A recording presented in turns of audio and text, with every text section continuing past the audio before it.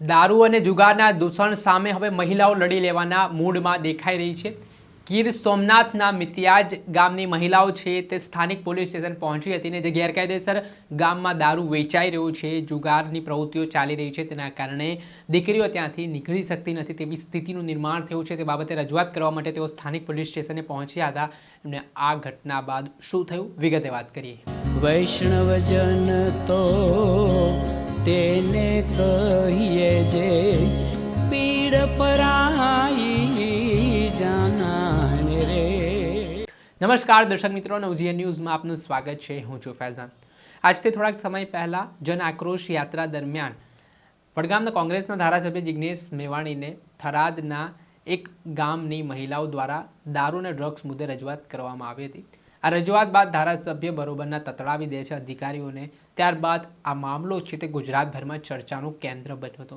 આ ઘટના બાદ ગુજરાતના અલગ અલગ જિલ્લાઓમાં આવી સ્થિતિનું નિર્માણ થયું કે જ્યાં મહિલાઓ આગળ આવીને તેમના વિસ્તારમાં જે ગેરકાયદેસર પ્રવૃત્તિઓ ચાલી રહી છે તે બાબતે આવેદનપત્રો પાઠવ્યા. ત્યારે હાલ હજી પણ આ સિલસિલો છે તે યથાવત જોવા મળી રહ્યો છે. અને હવે ગીર સોમનાથ જિલ્લાના કોડીનાર તાલુકાના મિતિયાજ ગામની મહિલાઓ મેદાને આવી છે.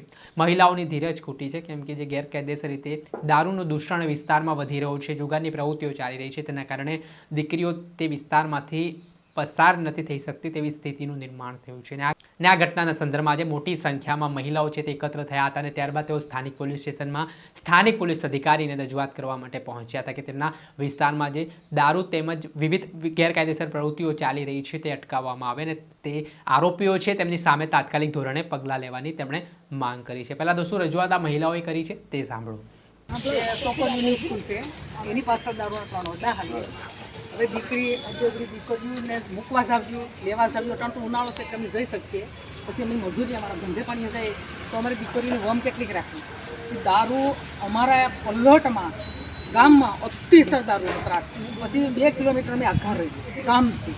અમારે 7 વાગે છોકરીનું ટ્યુશન અમારે મૂકવા જાવ્યું, ગામમાં લેવા જાવ્યું તો દારૂ પી પીને એમાં અનેક અમારી આડા પડતા હોય. તો અમારે તો મોટી ઉંમર છે, અમારી બહુ નાની ઉંમર છે તો એ બી કે ન અમારી દીકરીઓ અમારે ભણાવ્યું કે ન ભણાવ્યું. એટલે દારૂની તમને આરે આટલે વાગે લાગી દારૂનું તમે વહેલા નિત્યામાં દારૂ જ મુકાવો નકર એને સોડોમાં જિંદગી ભરત. તમે બોલો માં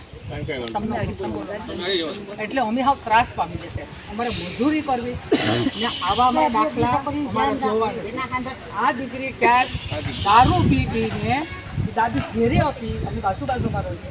છોકરીની બુદ્ધિ નથી એટલે કીધું કે માં ઓલો વોટ માંગવા આવે ને દારૂ પીને મને કહેતો કે તારી માં છે ઘરમાં તો હું ડેલામાં આવું. તો કે નોય તો કે તમારે ઘેર તો ધંતરાકડી સાહેબ બની હોય એટલે અમને ઘૂસ ધંતરાકડીમાં શું ઊંચું હોય તો અમને ઘૂસ એવી દીકરીને અમારે 7 વાગે ગામમાં લેવાઈ જવી પડે. આપણા ગામમાં છું ને નાની દીકરીને શું નહીં અમારા ગામમાં લેવાઈ જાવી, અમારે રાતે મૂકવાઈ આવી, ત્યાં સુધી અમારે ભણાવ્યું કે રહેવા દીધું.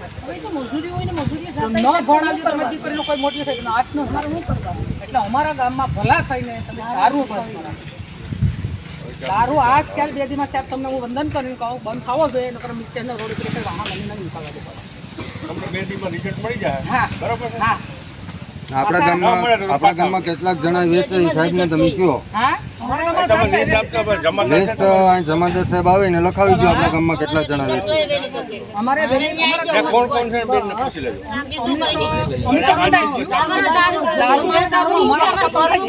આપણે સાંભળ્યા હતા મિતિયાજ ગામની મહિલાઓ જેમનામાં આક્રોશ જોવા મળી રહ્યો છે. તેઓ કહી રહ્યા છે કે તેમણે અનેકવાર રજૂઆત કરી છતાં કોઈ પણ પ્રકારની કડક કાર્યવાહી છતાં કરવામાં ન આવતા મહિલાઓ છે તે સ્થાનિક પોલીસ સ્ટેશનના પગથિયે સુધી પહોંચી હતી અને તેમણે રજૂઆત કરી છે કે જો આગામી સમયમાં આ મામલે જે તેમની સમસ્યા છે તેનું નિરાકરણ લાવવામાં નહીં આવે તો આંદોલન પણ થઈ શકે છે. દર્શક મિત્રો, આવા જ નવા વિડીયો સાથે આપણે માહિતગાર કરતા રહીશું. એટલે નવજીવન ન્યૂઝને લાઇક કરી લો, સબસ્ક્રાઇબ કરી લો અને શેર કરવાનું ભૂલતા નહીં.